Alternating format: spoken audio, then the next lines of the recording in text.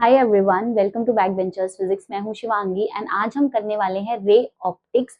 ये ray optics के chapter का पार्ट नंबर 2 है। इससे पहले पार्ट 1 में मैंने आपको बहुत इंपॉर्टेंट बेसिक कॉन्सेप्ट्स क्लियर कराए हैं, ठीक है, जो कि बहुत ज्यादा इंपॉर्टेंट है। डेरिवेशन भी कराई है एंड आज की क्लास में तो आपके 5 नंबर सिक्योर्ड हैं आपके एग्जाम में, क्योंकि आज मैं ऐसी डेरिवेशन कराने वाली हूँ ना जो हमेशा बोर्ड एग्जाम्स में पूछी ही जाती है। तो इस वीडियो को स्किप करने का तो कोई मतलब नहीं बनता। वीडियो के नोट्स आपको डिस्क्रिप्शन में मिल जाएंगे, बट डेरिवेशन है तो आप साथ साथ बनाना एंड उसमें डायग्राम भी है, तो बहुत इंटरेस्टिंग सा टॉपिक है। सो एंड तक देखना वीडियो को एंड चैनल सब्सक्राइब नहीं किया तो सब्सक्राइब कर दो। So let's start. सबसे पहले ये रे ऑप्टिक्स का सिलेबस है ना, जो भी टॉपिक्स आपके बोर्ड एग्जाम में पूछे जाएंगे प्लीज इसका स्क्रीनशॉट ले लो। तो लास्ट क्लास में जो फर्स्ट पार्ट था मैंने reflection of light, spherical mirror, mirror formula, इसकी पूरी डेरिवेशन मैंने आपको करवाई है, ठीक है।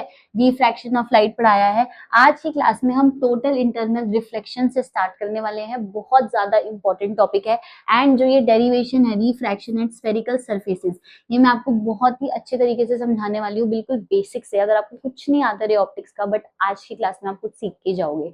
So let's start.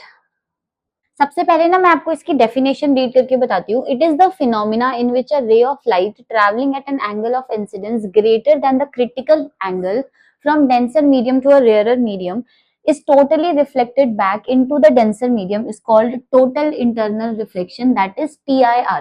So आपको मैंने इंटरफेस पढ़ाया है कि इंटरफेस क्या होता है ना। इंटरफेस बेसिकली एक बाउंड्री होती है जो दो मीडियम्स को डिस्कनेक्ट करती है। मैं आपको इंटरफेस बना के दिखाती हूँ।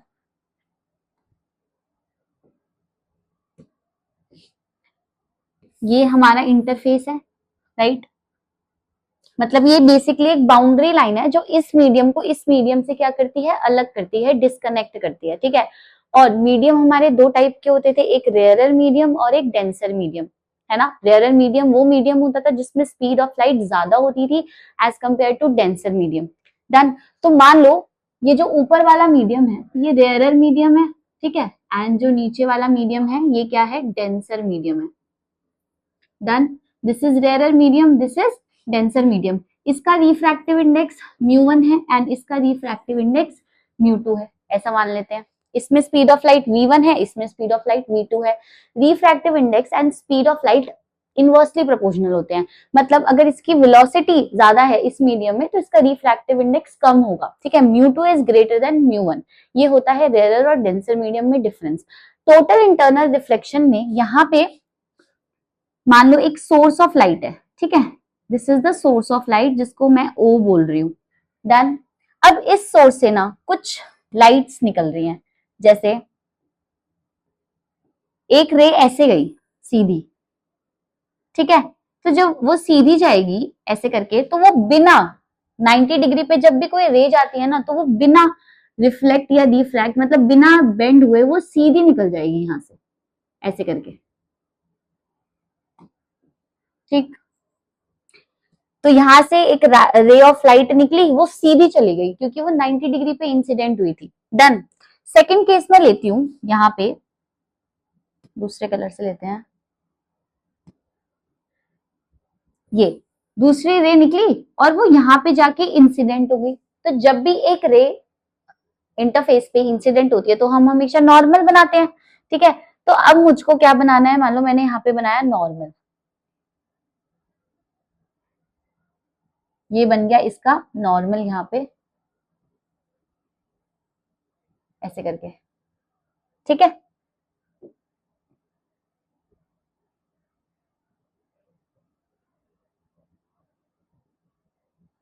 This is the normal.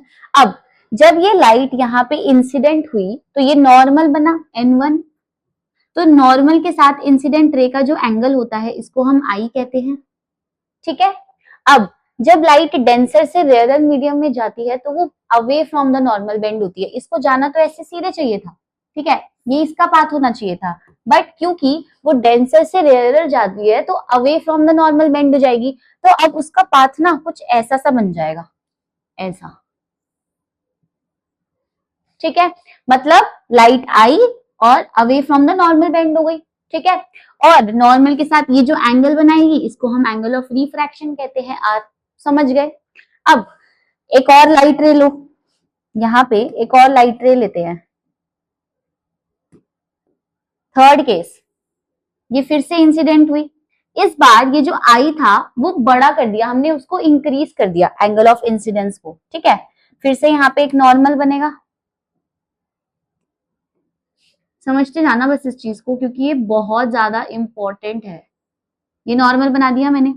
अब इस केस में हम क्या ले रहे हैं, इस केस में ये ले रहे हैं दैट ये जो आई है ये एक सर्टेन एंगल, मतलब क्रिटिकल एंगल के इक्वल हो गया है, ठीक है। क्रिटिकल एंगल क्या होता है, देखो पहले लाइट यहाँ पे इंसिडेंट हुई, वो away from the normal bend हो गई, ठीक है, ऐसे बेंड हो गई। फिर किसी और एंगल पे इंसिडेंट होगी तो वो और ज्यादा away from the normal bend हो जाएगी। फिर हम उसका एंगल ऑफ इंसिडेंस और इंक्रीज करेंगे तो वो और ज्यादा बेंड हो जाएगी, ठीक है। फिर एक पॉइंट ऐसा आएगा, मतलब एक एंगल ऑफ इंसिडेंस ऐसा आएगा कि वो जो रिफ्रैक्टेड रे होगी वो बिल्कुल इंटरफेस के पैरेलल हो जाएगी, ठीक है। उसी को ही हम क्रिटिकल एंगल कहते हैं। समझे, नहीं समझे दोबारा बताती हूँ।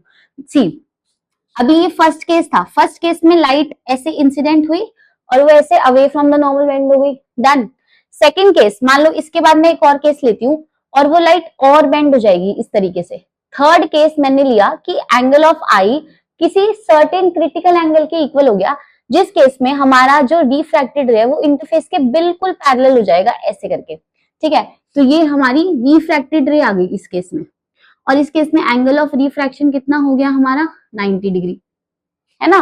रिफ्रैक्टेड रे और नॉर्मल के साथ जो एंगल बनता है उसी को तो हम 90 डिग्री मतलब एंगल ऑफ रिफ्रैक्शन कहते हैं। तो ये कितना हो गया हमारा 90 डिग्री। अब क्या होगा, अब जब हमारा इस केस में तो मेरा आई आईसी के इक्वल था, ठीक है। बट अब आगे जितने भी रेज इंसिडेंट होंगी उसमें जो हमारा आई होगा वो हमेशा ग्रेटर होगा क्रिटिकल एंगल के, ठीक है। तो थर्ड केस मतलब फोर्थ केस अब ये वाला लेते हैं जिसमें एक और रे ऐसे आके यहाँ पे इंसिडेंट हुई, ठीक है, लाइक दिस। अब यहाँ पे फिर से एक नॉर्मल बनेगा, नॉर्मल बना दो फिर से यहाँ पे, ठीक है। अब इस केस में जो हमारा क्रिटिकल एंगल है वो छोटा है, मतलब एंगल ऑफ इंसिडेंस बड़ा हो गया हमारे क्रिटिकल एंगल से। तो अब लाइट ऐसे थी, अब क्या करेगी, वो अंदर की तरफ रिफ्लेक्ट कर जाएगी, ठीक है, समझे। अब इंटरफेस के पैरेलल तो यहाँ पे आ गई ना जब हमारा angle of incidence critical angle के इक्वल था। अब नेक्स्ट केस में जब हमारा एंगल ऑफ इंसिडेंस ग्रेटर हो जाएगा क्रिटिकल एंगल से, तो उस केस में लाइट के पास कोई ऑप्शन नहीं बचेगा, वो बाहर तो जा नहीं सकती है, ठीक है। तो वो क्या करेगी, वो वापस से रिफ्लेक्ट हो जाएगी। इसी को ही हम कहते हैं टोटल इंटरनल रिफ्लेक्शन। नाम से समझ आया कि लाइट टोटली रिफ्लेक्ट कर गई। रिफ्लेक्शन यही होता है ना कि जिस मीडियम में से आई थी उसी में ही बाउंस बैक हो जाए।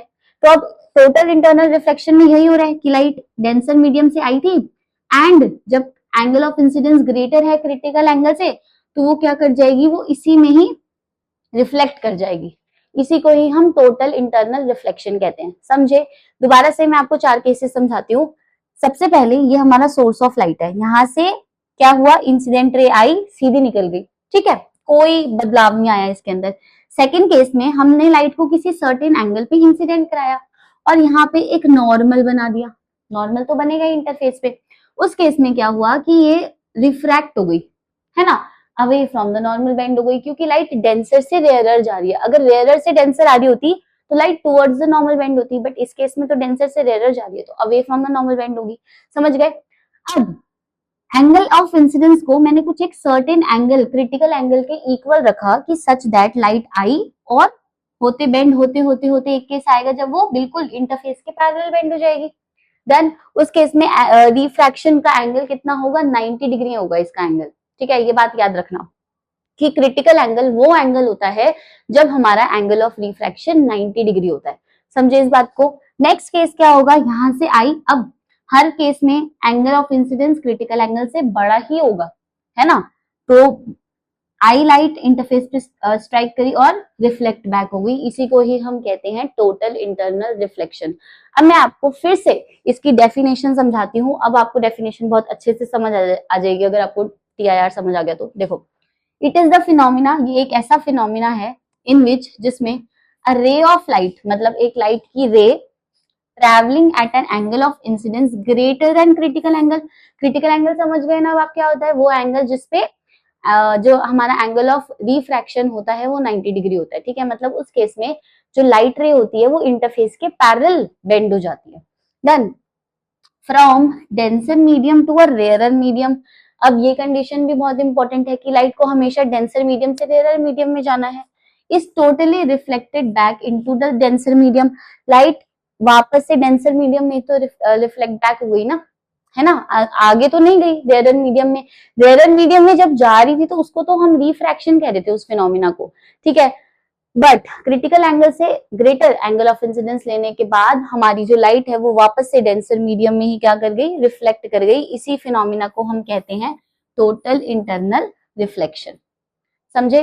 तो ये डेफिनेशन बहुत इंपॉर्टेंट है इसकी, और इसका ये जो डायग्राम है TIR का, ये बहुत ज्यादा इंपॉर्टेंट है। आप प्लीज इसको ड्रॉ कर लो या फिर स्क्रीनशॉट ले लो या आप नोट्स डाउनलोड कर लेना, ठीक है। बट एक बार बनाकर देख लो और खुद से भी समझ लो कि क्या होता है ये, ठीक है। आगे चलते हैं।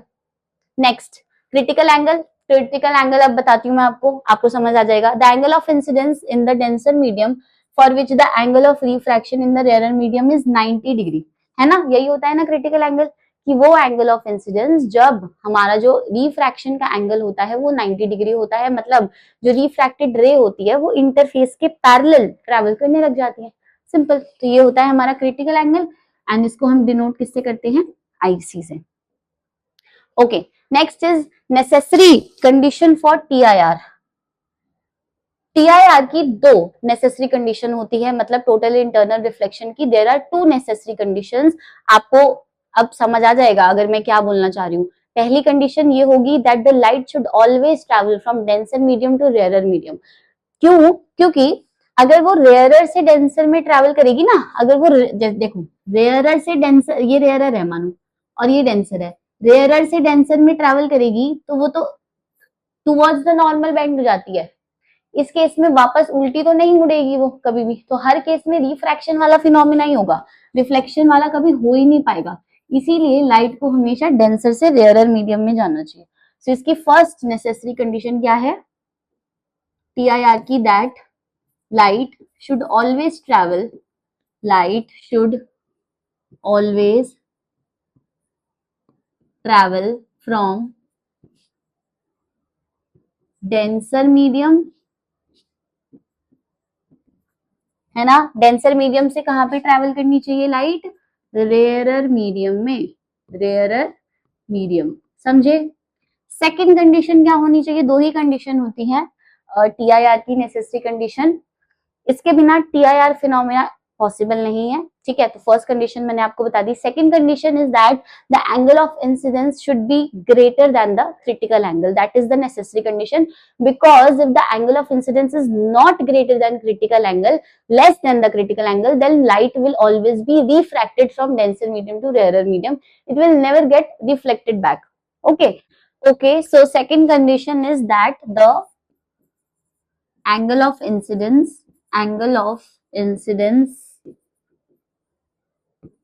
should always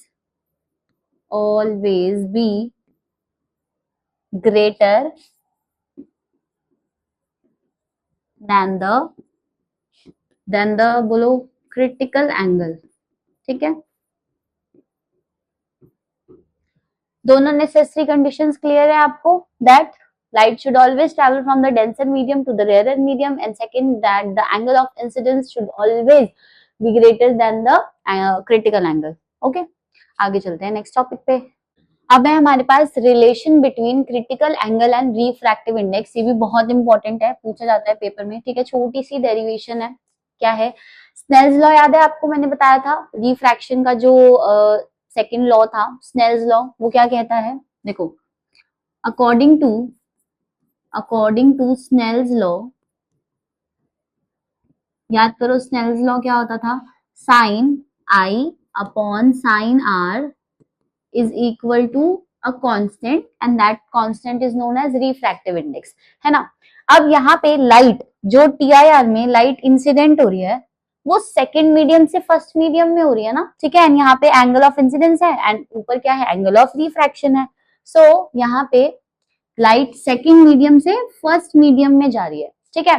और आपको मैंने लास्ट क्लास में प्रिंसिपल ऑफ रिवर्सिबिलिटी की पूरी डेरिवेशन करके दिखाई थी। तो प्रिंसिपल ऑफ रिवर्सिबिलिटी के अकॉर्डिंग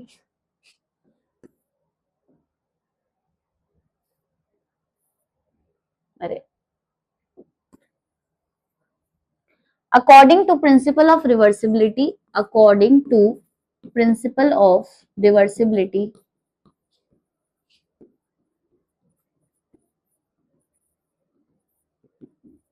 क्या कहता है principle of reversibility, that 2μ1 is equal to 1/μ12, है ना, रेसिप्रोकल है ये दोनों एक दूसरे के, कि लाइट जब सेकंड मीडियम से फर्स्ट मीडियम में जा रही है उसका refractive index is equal to 1 जब लाइट फर्स्ट मीडियम से सेकंड मीडियम में जा रही है वो वाला रिफ्रैक्टिव इंडेक्स, ये दोनों क्या होते हैं, रेसिप्रोकल होते हैं।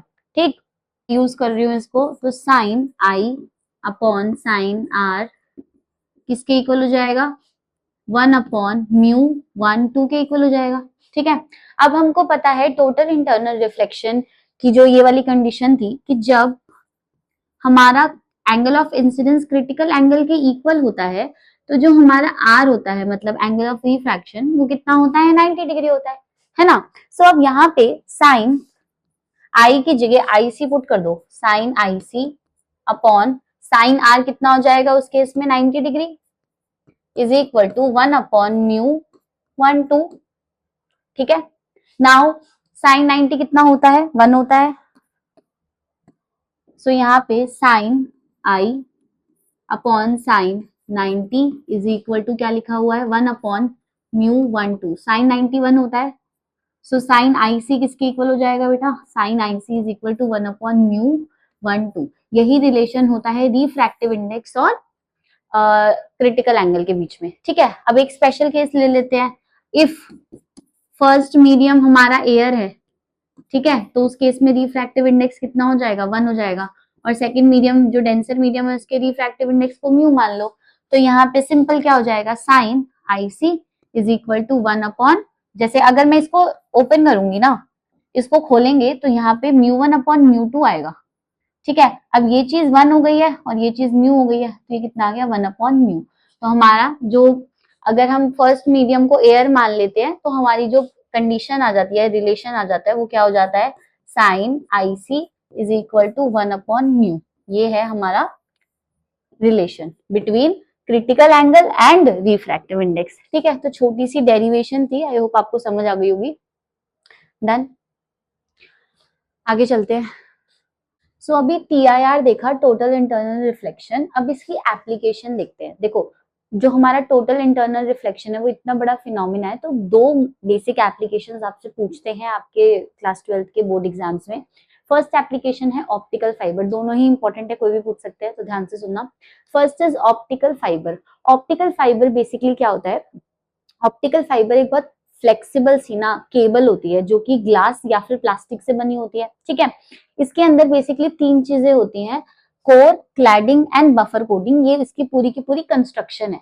तो एक पतली फ्लेक्सिबल केबल होती है जो कि ग्लास या फिर प्लास्टिक से बनी होती है, एंड लाइट इसके थ्रू क्या करती है, इंफॉर्मेशन पास करती है।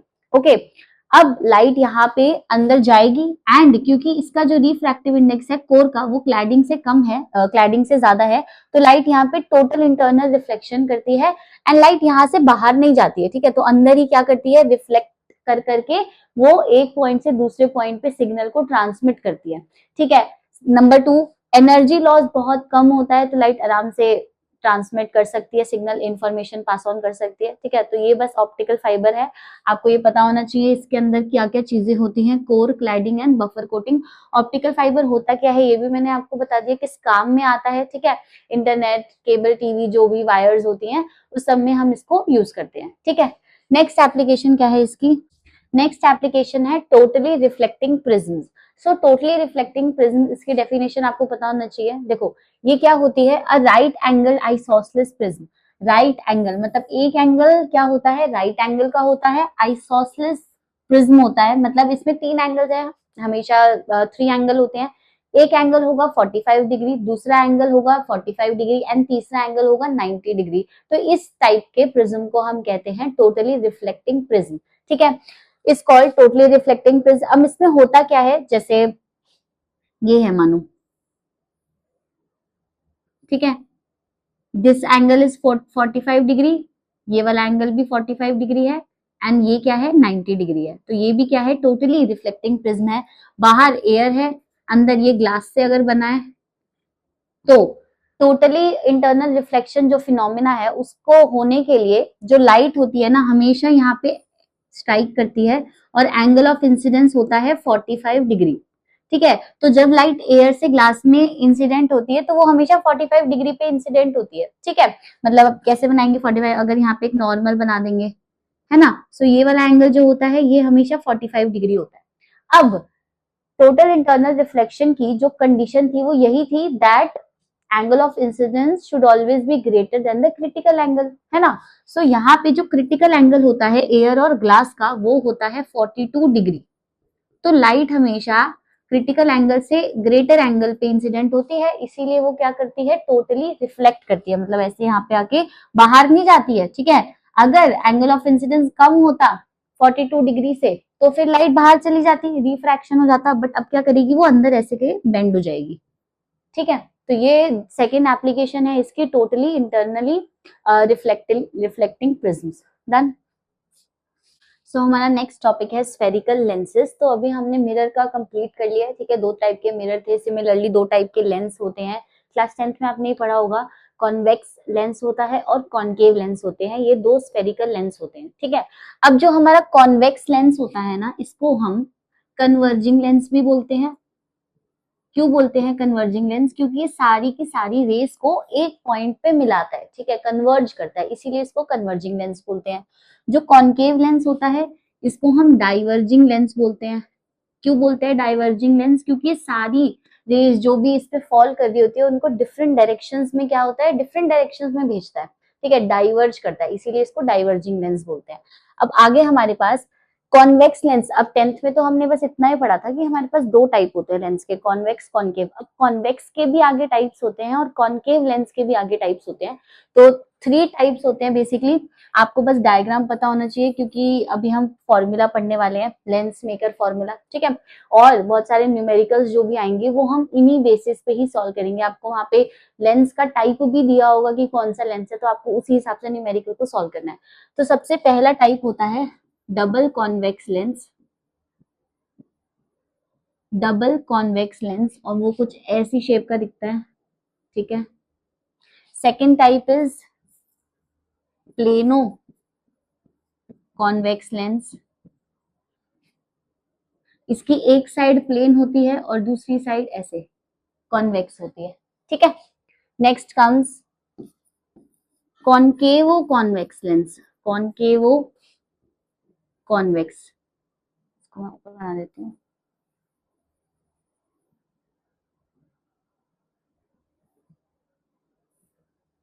कॉनकेवो कॉन्वेक्स लेंस। ठीक है, ये कैसा दिखता है, इसकी एक साइड कॉनकेव होती है और दूसरी साइड कॉन्वेक्स होती है। तो एक साइड कॉनकेव है और दूसरी साइड क्या है, कॉन्वेक्स है। ठीक है, सो ये 3 टाइप के हमारे क्या होते हैं, कॉन्वेक्स लेंस होते हैं। Double convex lens, plano convex lens, कॉनकेवो convex lens. Similarly हमारा कॉनकेव लेंस भी 3 टाइप के होते हैं। ठीक है, सो फर्स्ट टाइप इसमें भी वही होगी, डबल कॉनकेव लेंस। और ये कैसा दिखता है, ऐसा। हम 10th में इसी को ही कॉनकेव लेंस पढ़ते हैं। ठीक है, बट ये कॉनकेव लेंस का एक टाइप है जिसको हम डबल कॉनकेव लेंस कहते हैं। सेकंड होता है हमारा प्लेनो कॉनकेव लेंस।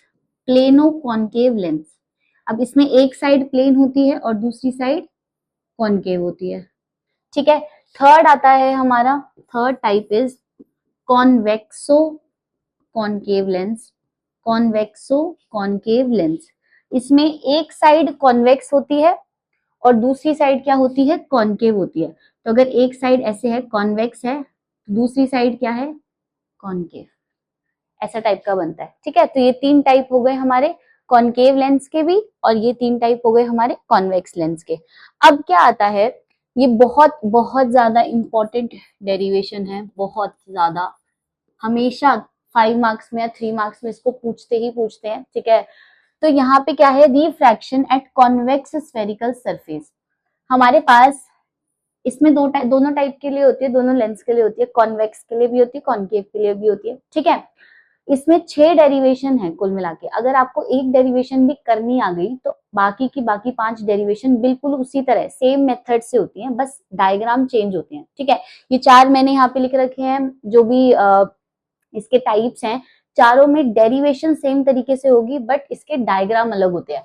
तो 4 केस यही है कि पहले हम कॉन्वेक्स के लिए पढ़ रहे हैं, ठीक है, कि कॉन्वेक्स जो स्फेरिकल सरफेस होता है उस पे रिफ्रैक्शन कैसे कैसे हो सकता है और क्या क्या फॉर्मूला हम डेराइव करने वाले हैं।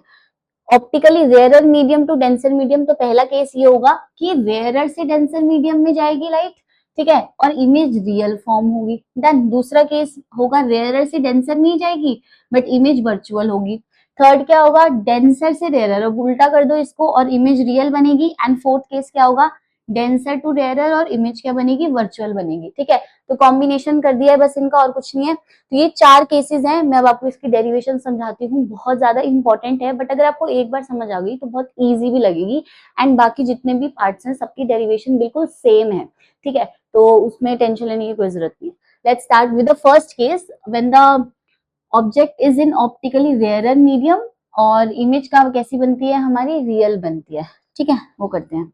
सो फर्स्ट केस यही है, the object lies in the rarer medium and the image formed is real. इसका जो डायग्राम है बहुत ही ज्यादा इंपॉर्टेंट है, थोड़ा सा कॉम्प्लिकेटेड है, ध्यान से समझना, एक एक चीज को मैं बहुत अच्छे से एक्सप्लेन करने वाली हूँ।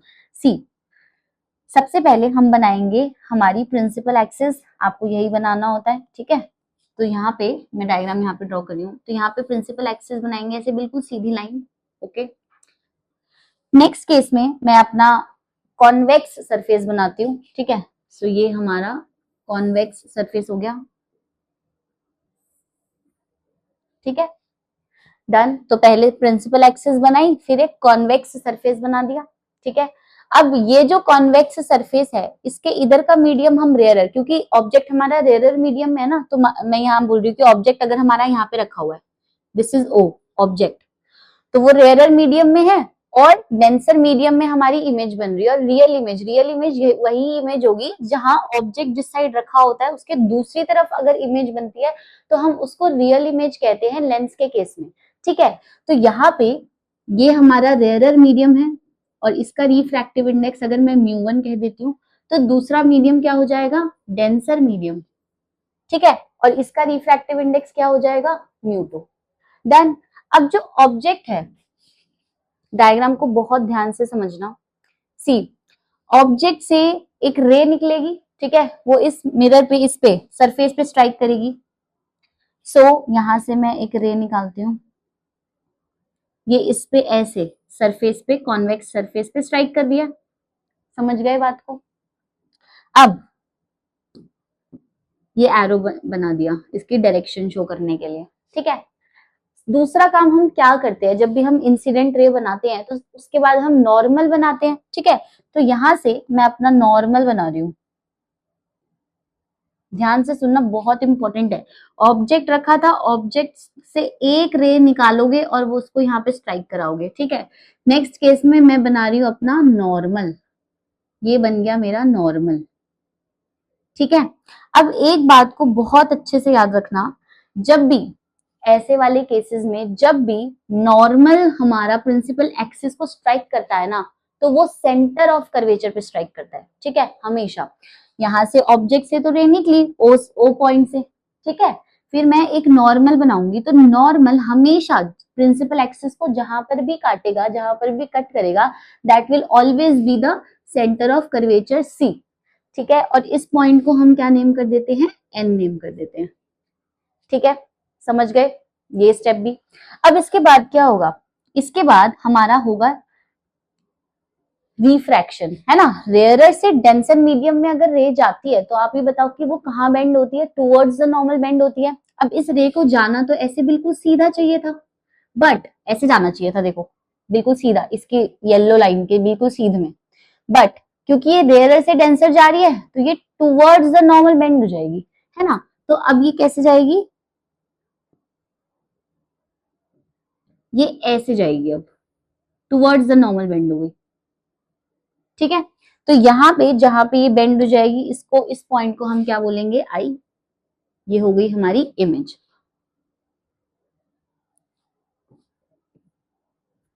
समझ गए आप इस बात को? तो अभी तक मैंने 3 रेज बनाई है बस।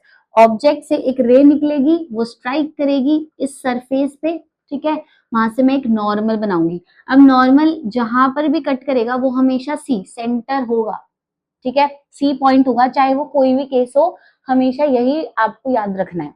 नेक्स्ट, क्योंकि रे रेयरर से डेंसर में जा रही है तो टुवर्ड्स द नॉर्मल बेंड हो जाएगी, तो ऐसे बेंड हो गई, ठीक है, और जहां पे बेंड होगी वहां पे इमेज बना देगी, तो उस पॉइंट को हमने क्या बोल दिया, आई बोल दिया।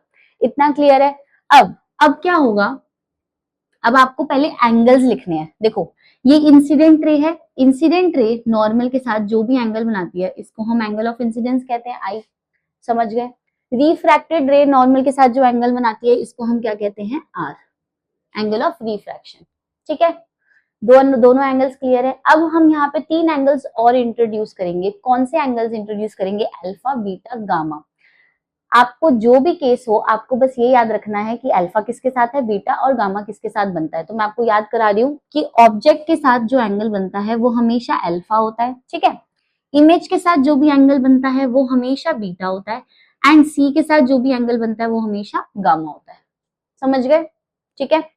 अल्फा, बीटा, गामा, ऑब्जेक्ट के साथ जो एंगल है that will be alpha, image के साथ जो एंगल है that will be beta, and c के साथ जो एंगल है that will always be gamma.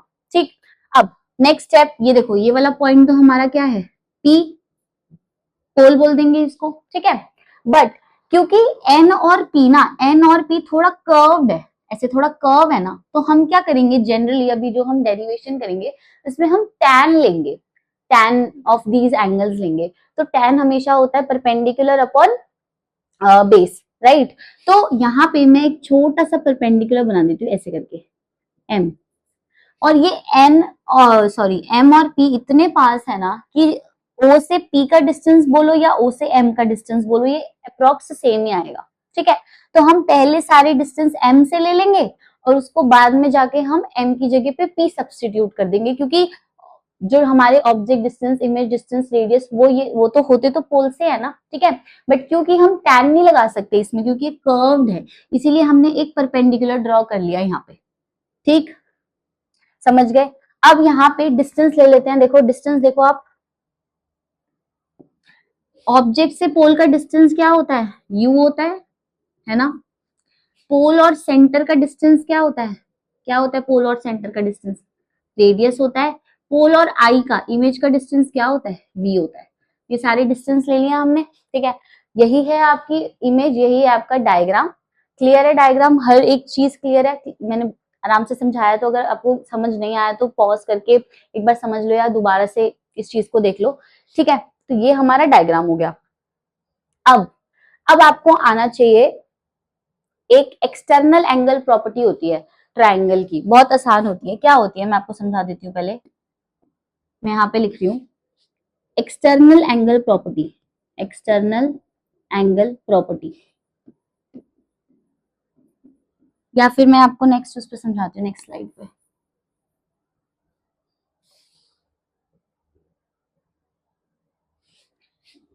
दो तीन कॉन्सेप्ट हमें इसमें यहाँ पे पता होना चाहिए। सबसे पहले पता होना चाहिए एक्सटर्नल एंगल प्रॉपर्टी का कॉन्सेप्ट।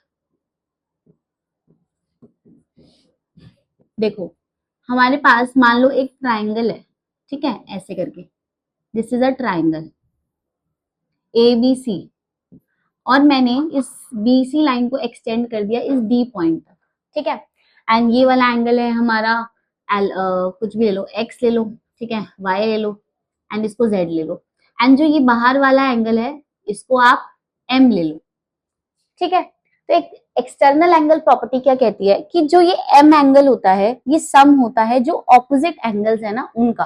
तो एंगल एम जो होगा वो सम होगा एंगल एक्स प्लस वाई का।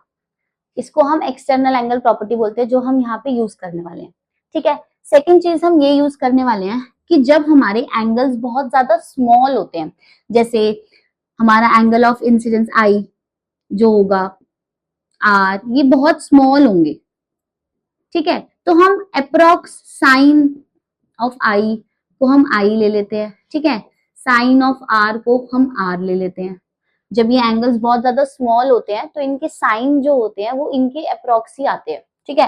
और अभी हम लेंगे अल्फा, बीटा और गामा, ये भी बहुत स्मॉल है, तो इनके जो टैन होंगे, मतलब इसको हम टैन अल्फा लिख पाएंगे क्योंकि बहुत स्मॉल है ना, सो बीटा को हम टैन बीटा लिख देंगे एंड गामा को हम टैन गामा लिख देंगे।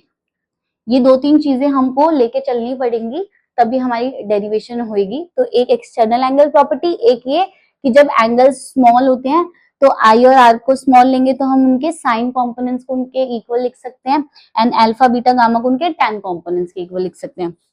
वापस आ जाओ इस डायग्राम में। तो सबसे पहले आप एक्सटर्नल एंगल प्रॉपर्टी लगाओ। देखो आपको ये ट्राइंगल दिख रहा है एन ओ और सी, एन ओ सी वाला ट्राइंगल दिख रहा है, मैं यहाँ पे लिख रही हूँ इन ट्राइंगल एन ओ सी। देखो एनओसी में अल्फा और गामा ये ऑपोजिट एंगल है और आई जो है इनका एक्सटर्नल एंगल है, सो आई किसके इक्वल हो जाएगा, अल्फा प्लस गामा के। डन। सेकंड ट्राइंगल देखो आप,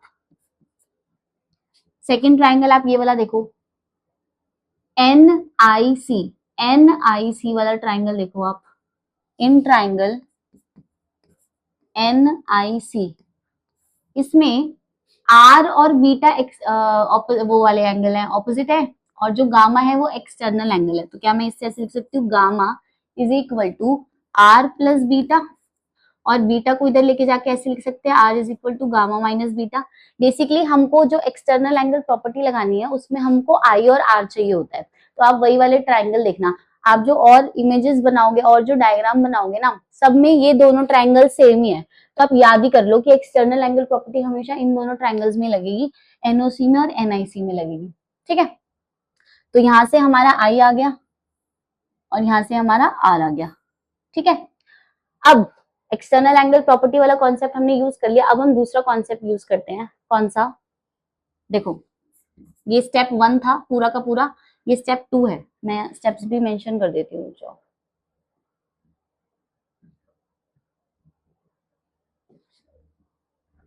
so this is step 1 external angle property वाला, और यहां से चलेगा हमारा step number 2।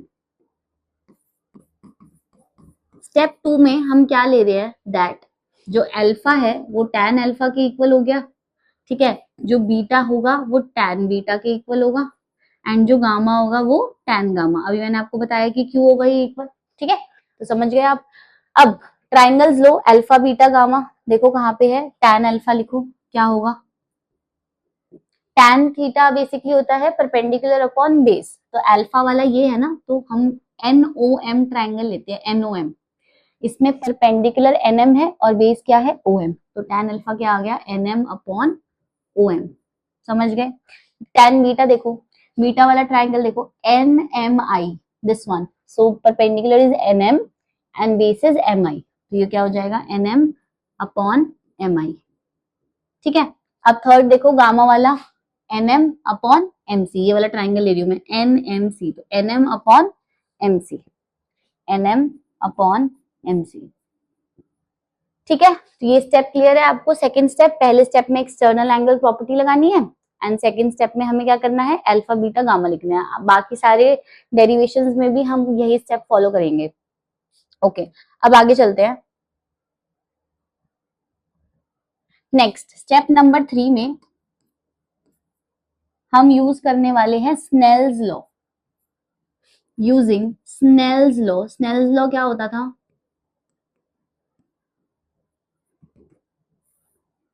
μ1 sine i is equal to μ2 sine r, ये होता है हमारा स्नेल्स लॉ।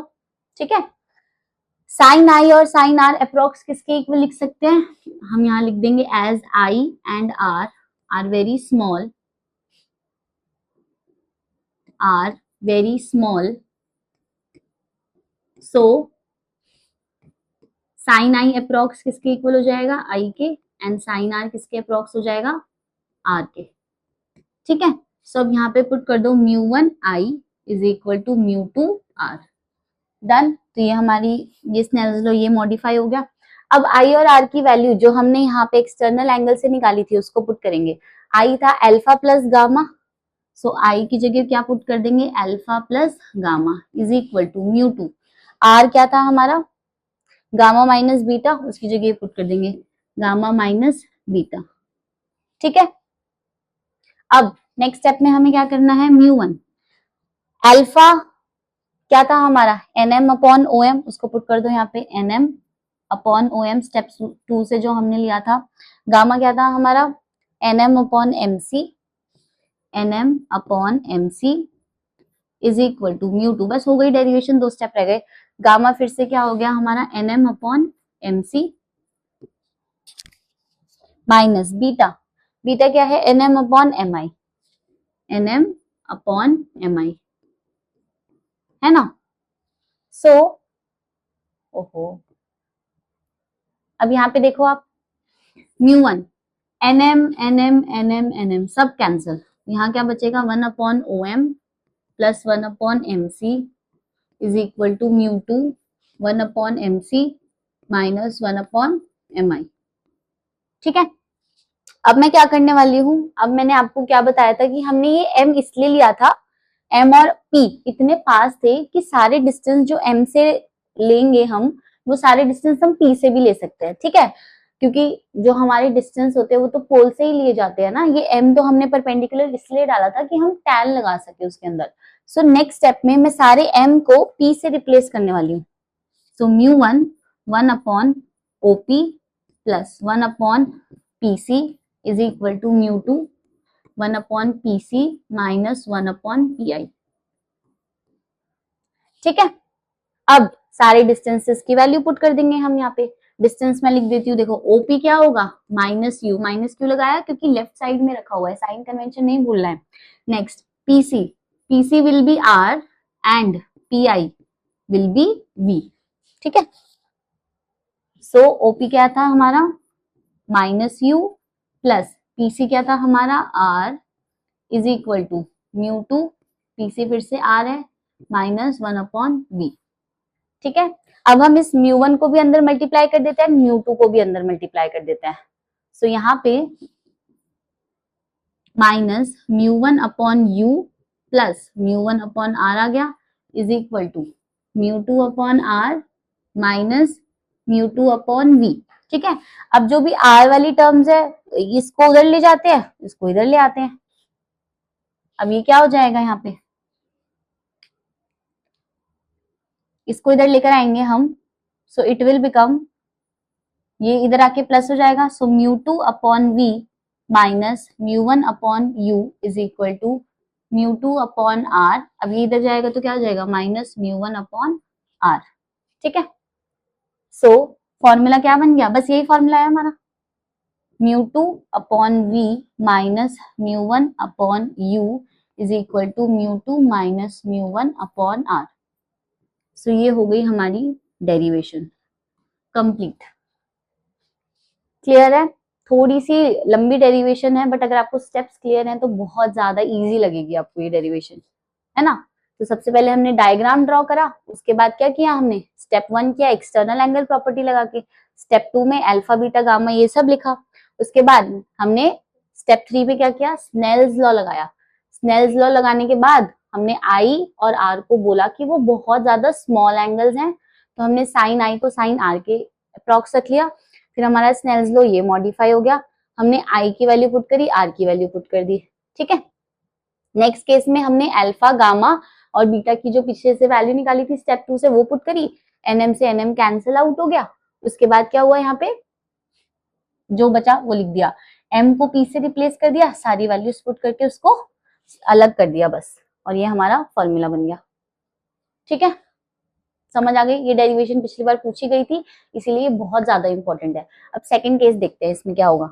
केस नंबर 2, उसमें क्या था कि रेयर एंड मीडियम में ऑब्जेक्ट होता है और जो इमेज फॉर्म होती है वो वर्चुअल होती है। वर्चुअल इमेज कौन सी होती है, वर्चुअल इमेज वो इमेज होती है जहां पे ऑब्जेक्ट रखा होता है ना, वहीं पे ही उसी साइड ही इमेज जो बनती है, तब हम उसको वर्चुअल इमेज कहते हैं। अब पिछले वाले केस और इस वाले केस में क्या डिफरेंस होता है, बहुत स्लाइड सा डिफरेंस है, बट पूरी की पूरी डेरिवेशन चेंज हो गई।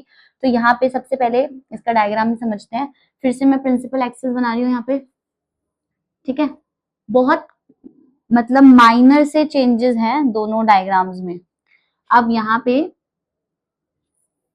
एक कॉन्वेक्स सरफेस बना दिया हमने, ठीक है बेटा। फिर से ये this point will be p, pole. अब उस केस और इस केस में क्या डिफरेंस है, उसमें ऑब्जेक्ट थोड़ा दूर रखा था, बट इस केस में ऑब्जेक्ट ना पोल से थोड़ा सा पास रखा होता है, इसीलिए हमारी इमेज जो है वो वर्चुअल बनती है। तो ऑब्जेक्ट यहाँ पे रखा है, पोल के थोड़ा पास रखा हुआ है, ठीक है। अब यहां से एक रे जाएगी ऐसे करके, ठीक है। हम यहाँ पे क्या बनाते हैं, उसके बाद नॉर्मल, यही था हमारा नेक्स्ट स्टेप, तो इस पे नॉर्मल बना देंगे।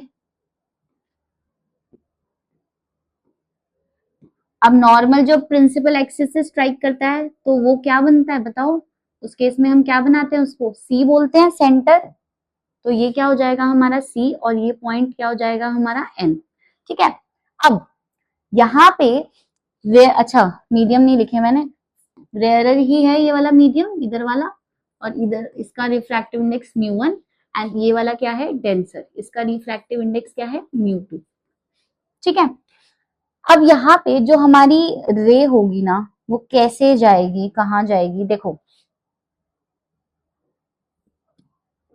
उसको जाना तो ऐसे सीधे चाहिए था इस ऑरेंज लाइन की सीध में, बट अब वो थोड़ी सी बेंड होती है ऐसे, बिल्कुल इतनी बेंड नहीं हो रही है कि वो प्रिंसिपल एक्सिस को स्ट्राइक कर जाएगी इमेज, नहीं, इतनी बेंड नहीं होती है इस केस में। वो यहाँ पे ऐसे जा रही है और हल्की सी बेंड होती है कि वो प्रिंसिपल एक्सिस को कभी मिलेगी ही नहीं इस तरफ, है ना। इसीलिए हम यहाँ पे जैसे देखो इतनी सी बेंड हो रही है, ये इतनी सी, ठीक है। जाना तो इसको सीधा चाहिए था, बट ये थोड़ी सी बेंड हो रही है इस केस में। तो अब ये अगर आगे और जाती जाएगी तो ये कभी प्रिंसिपल एक्सिस पे मिलके इमेज ही नहीं बना पाएगी, इसीलिए हम बोलते हैं कि ये यहाँ पे इसकी बिहाइंड द सरफेस यहाँ पे इमेज बन रही है, ठीक है। इसीलिए इसको हम वर्चुअल इमेज बोलेंगे। तो यहाँ पे जो इसकी इमेज बनेगी वो कैसी बनेगी, ऐसी, ये पीछे आके मिलेगी इस पॉइंट से, लाइक दिस। तो इसकी इमेज यहाँ पे बनेगी। ये तो मैंने सारे फ्लैग के कलर्स ले लिए इधर। तो ये यहाँ पे ये हो गया आई, डायग्राम समझ आया आपको, ठीक है। अब यहाँ पे फिर से, अब मैं थोड़ा जल्दी जल्दी डेरिवेशन करा रही हूँ क्योंकि पिछले वाले मैंने बहुत डिटेल में समझाई है।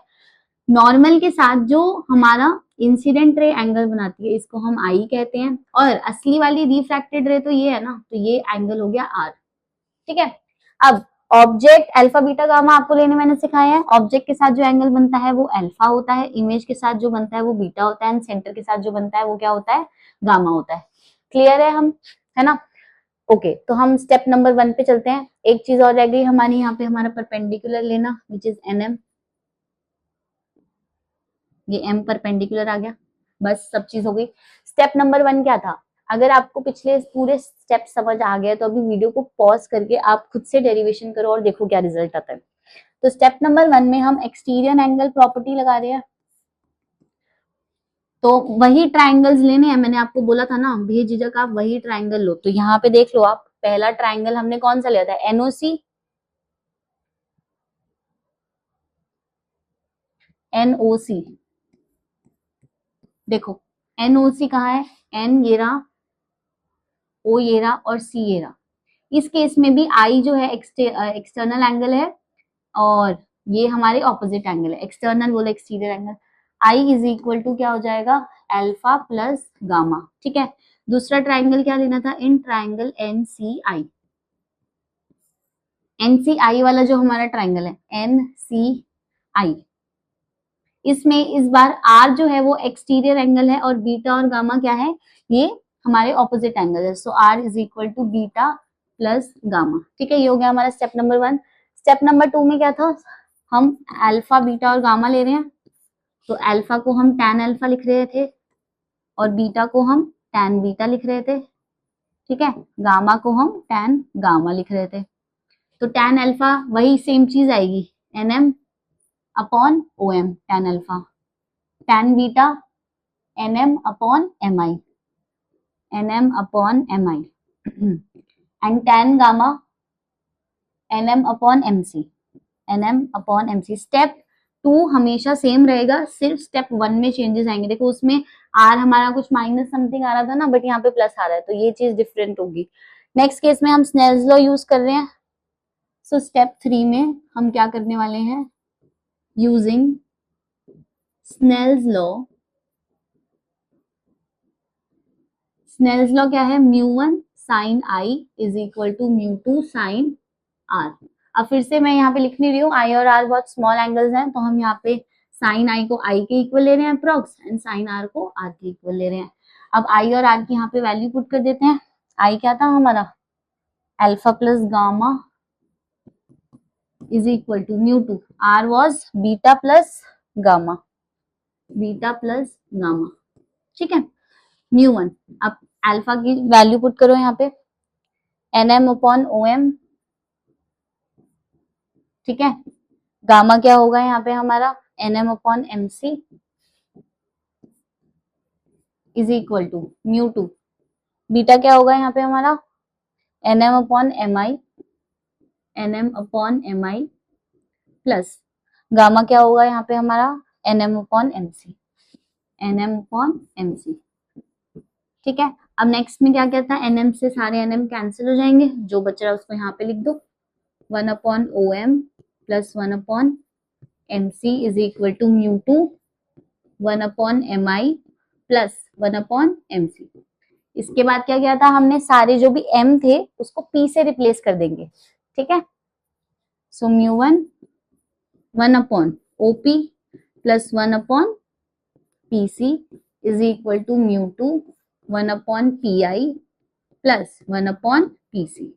अब मैं एक बार डिस्टेंस देख लेती हूँ यहाँ पे, देखो ऑब्जेक्ट और पोल का डिस्टेंस u होता है, इमेज और पोल का डिस्टेंस v होता है, एंड पोल और सेंटर का डिस्टेंस r होता है, ठीक है। सो OP विल बी, क्योंकि लेफ्ट साइड में है तो माइनस u हो जाएगा, and PI will be minus v, क्योंकि अब इमेज हमारी वर्चुअल बन रही है, and PC will be r। यहाँ पे पुट कर दो सारा का सारा, OP 1/-u plus 1/r is equal to μ2। PI क्या था हमारा, 1/-v प्लस 1/r। अब क्या करना है हमें, μ1 और μ2 को अंदर मल्टीप्लाई करना है,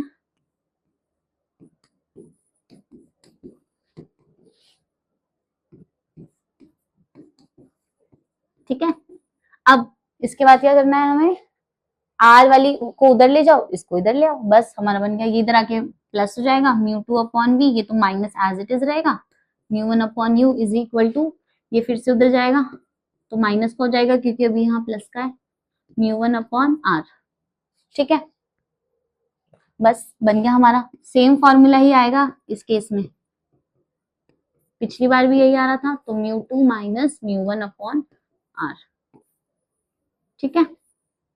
सो ये हमारा सेकंड केस कंप्लीट हो गया। डेरिवेशन मैंने बोला था ना, बिल्कुल सेम डेरिवेशन होती है, बस फर्क किस चीज में आता है, फर्क आता है तो हमारे डायग्राम में आता है, और किसी भी चीज में फर्क नहीं आता, ठीक है। तो ये दो केसेस मैंने करा दिए हैं, दो केस अब आपके लिए होमवर्क है, आप खुद से करना, ओके। सो ये हमारा ऑलमोस्ट हम चैप्टर कंप्लीशन पे आ रहे हैं। सो आज की क्लास में इतना ही करते हैं, नेक्स्ट क्लास में हम और भी अच्छे अच्छे टॉपिक्स करेंगे, प्रिज्म की डेरिवेशन मैं आपको कराने वाली हूँ। सो अगर वीडियो पसंद आए हो तो अपने फ्रेंड्स के साथ शेयर कर देना, एंड प्लीज लाइक और सब्सक्राइब कर देना चैनल।